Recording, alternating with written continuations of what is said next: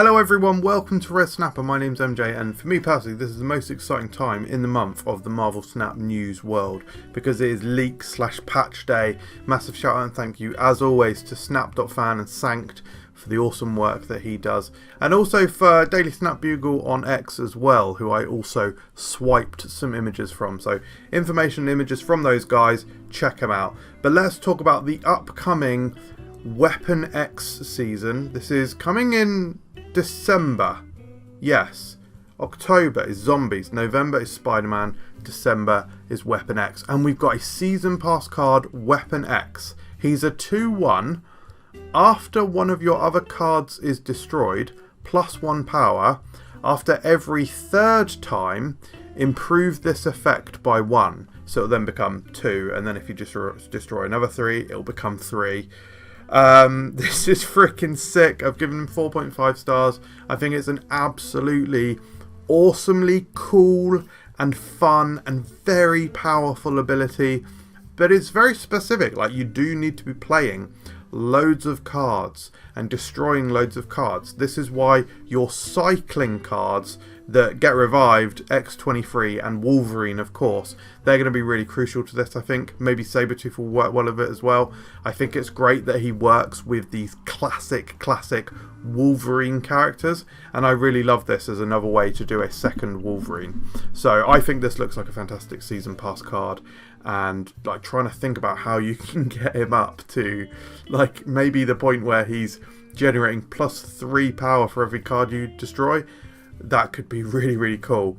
And just, yeah, my mind is fed like Squirrel Girl, Uncle Ben, Moira X to duplicate all of these 1 costs. Is it going to be that sort of thing? Who knows? But it's going to be very fun to experiment with this guy. Then it looks like the Super Premium Pass card is Adamantium Infusion. This is a 4-cost skill. On reveal, revive your highest power destroyed card here with its power doubled. So, for example, if you do this with Black Panther via probably an activating destroy card, so either Kid Omega or the upcoming Zombie Captain Marvel, you destroy it, well, reveals into a 10 power card, right? And then you destroy it, and then this revives it, and that revival is bringing it back as a 20 power card. And you've still got 2 energy to do stuff on the final turn if you're doing that. Or if you're playing a destroy deck, you could play a death alongside it. So that's just one example. But this opens the door up for so many different opportunities. You don't just have to destroy a Black Panther. And of course, there's other cards that benefit from destroying particularly high cost cards like Null and stuff. So yeah, my mind again sort of fizzing and racing from what you can do with this. It does seem very good. I like how many opportunities it opens up for you. So I'm going to go with 4 stars for this. That 4 stars has been on the screen the whole time, so you've already seen what my rating is, and that's very good. Right, then we move along to, I believe this looks like the Series 5 card, normal card release that's coming to Snap Packs on the first week of the season here. It's Chamber. He's a 2/3, activate, +2 power for each 5 cost or higher card you have here and in hand. This again is really awesome. I personally have actually given him 4 stars just on the strength of Nick Fury alone.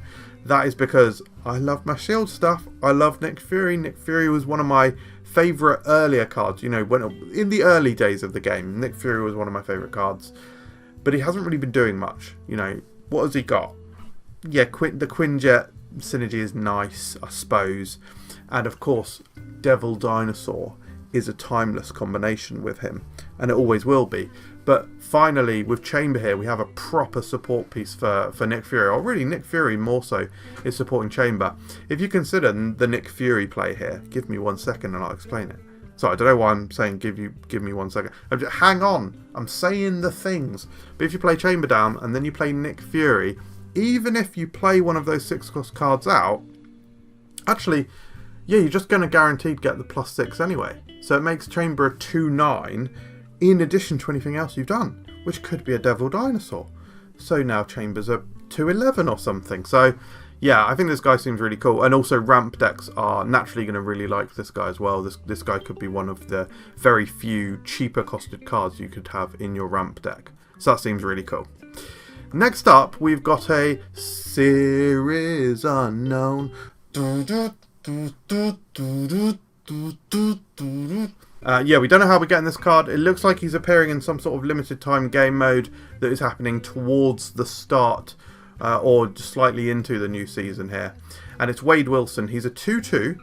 By the way, Wade Wilson is Deadpool. Yeah. Guys, this Marvel encyclopedia is not just for show, yeah?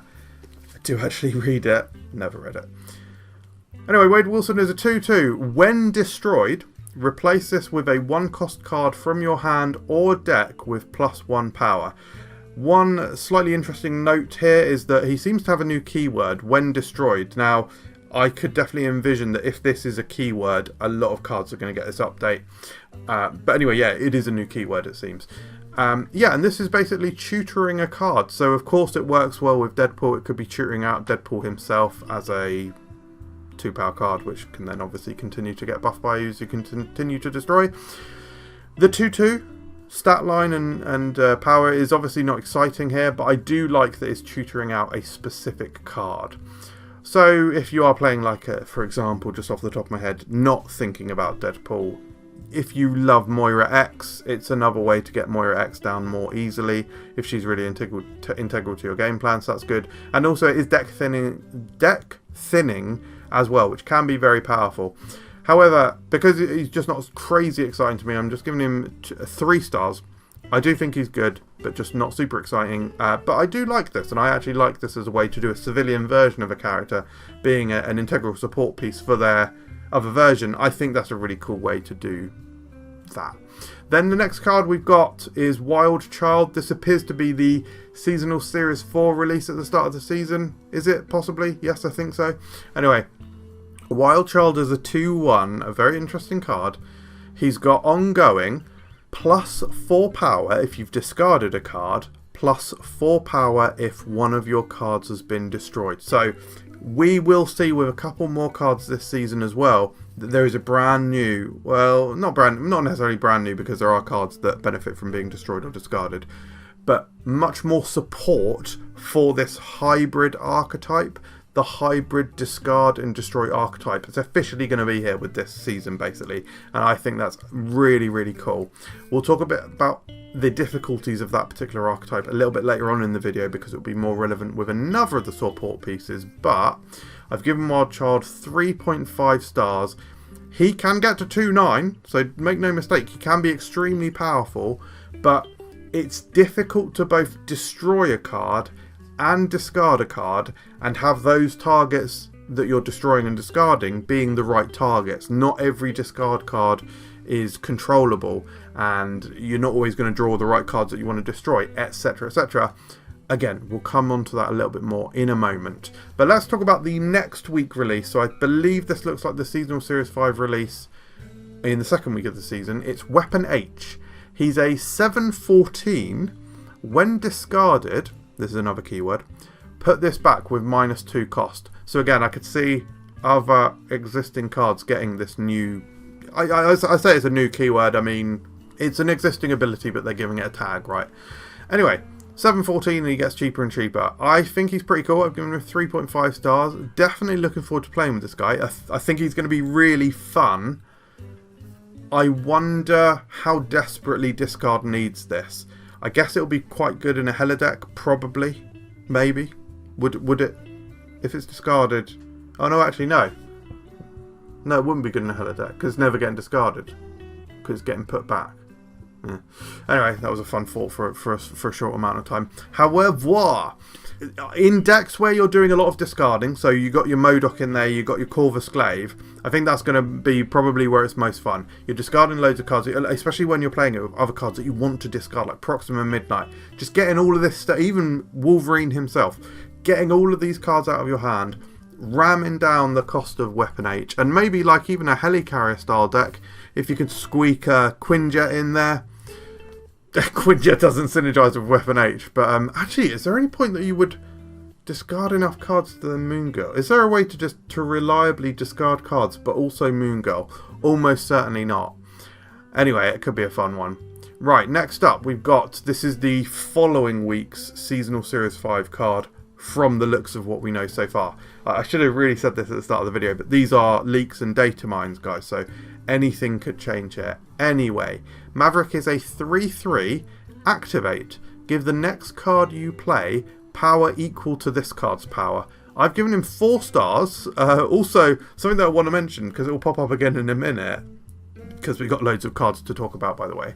I'm really loving this sort of thematic character synergy, as in characters in Marvel Snap who are similar have got similar abilities. So Forge and Maverick, they're like mutant gun guys. They both give power to the next card you play.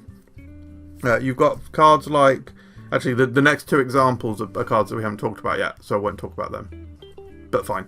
Anyway, so yes, at his worst, yes, he's an activate card, so you do need to draw him sort of earlier, but even at his worst, he's like a 3/6, which is super premium stats.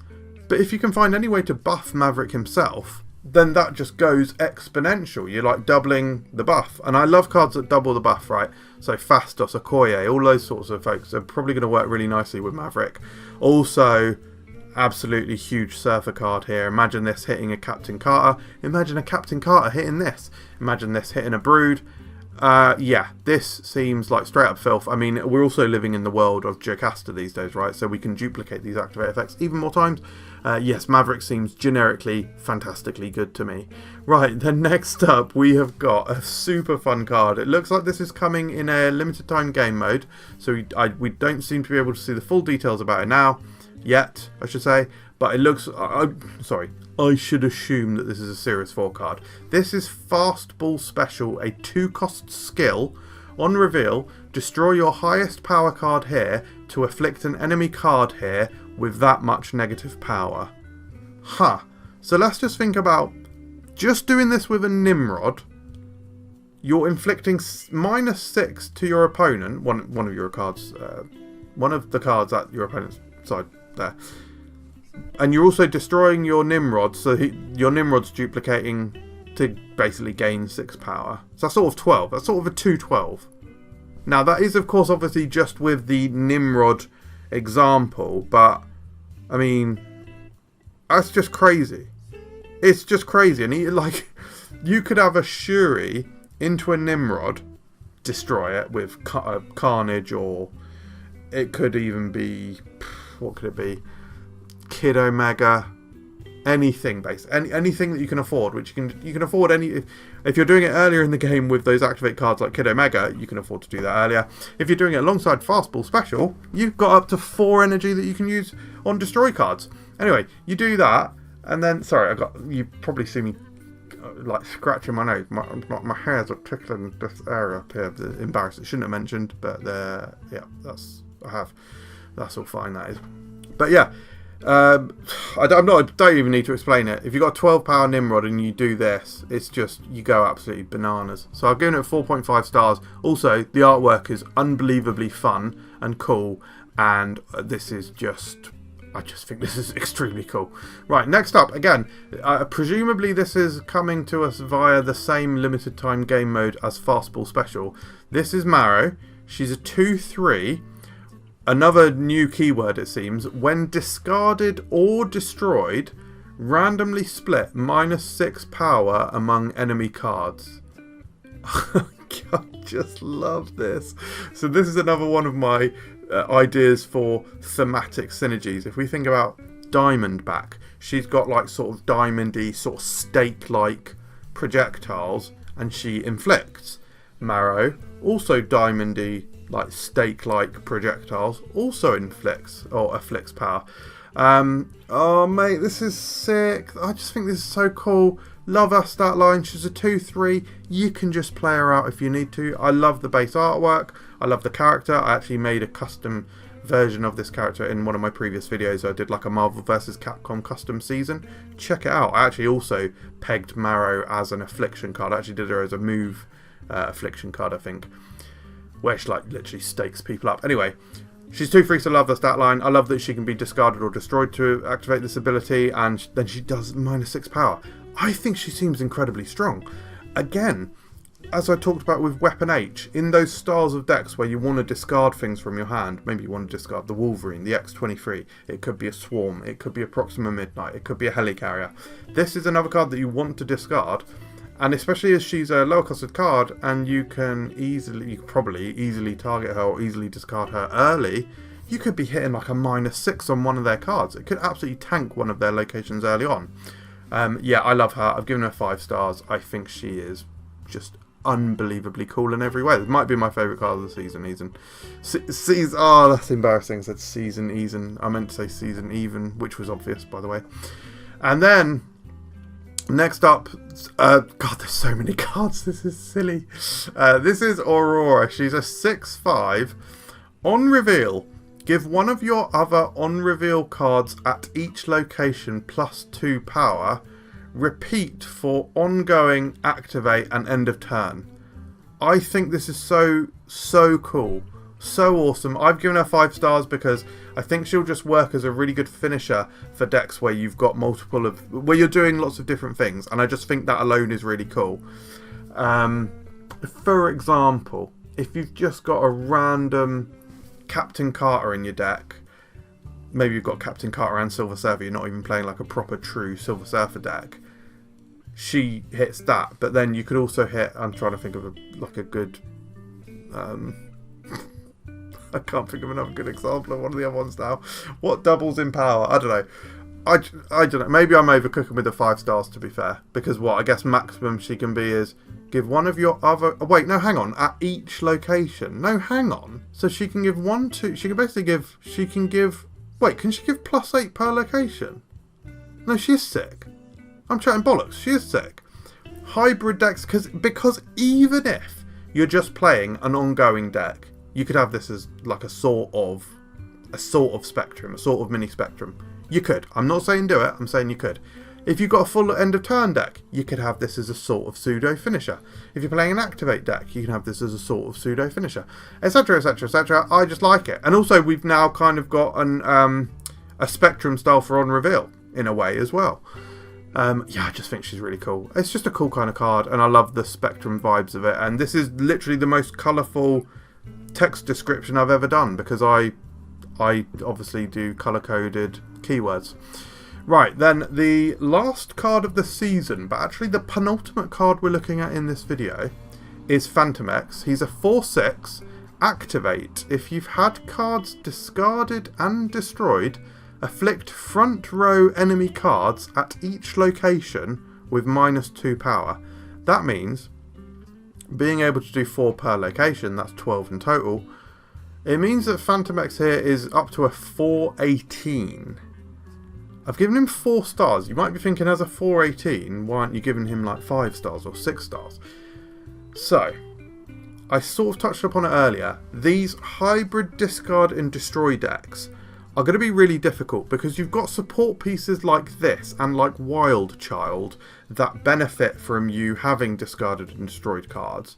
You've got to mix those types of cards in with cards that want to be destroyed and discarded. Cards like Wolverine, especially the ones that do both. Wolverine, X-23, yada yada. So you want to mix those cards in as well.